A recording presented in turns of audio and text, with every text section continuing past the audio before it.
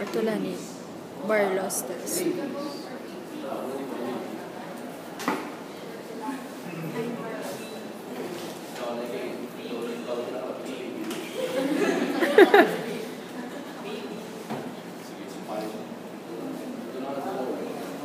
Okay? So what you do, i-grasp mong legs ng bata, no? Imagine yung baby ni Sam. Tapos ang finger ng index, ano nyo sa iya, lang sa iya, femoral head. Tapos external rotate nyo, move nyo na siya, straight up. Mag-click na siya. Once mag-click na siya, meaning may congenital dislocation yung mata. Easily dislocated ang given.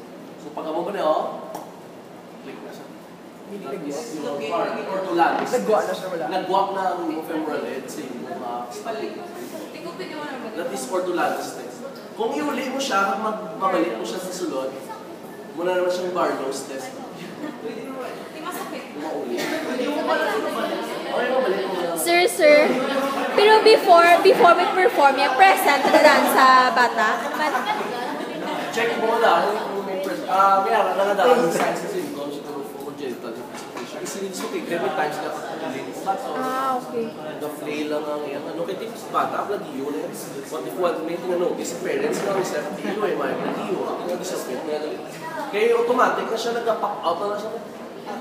Ibot na parents mo na nag-plagiyo ng isa. So again, you use your index finger and then you scoop up your femoral head out, push it forward and upward.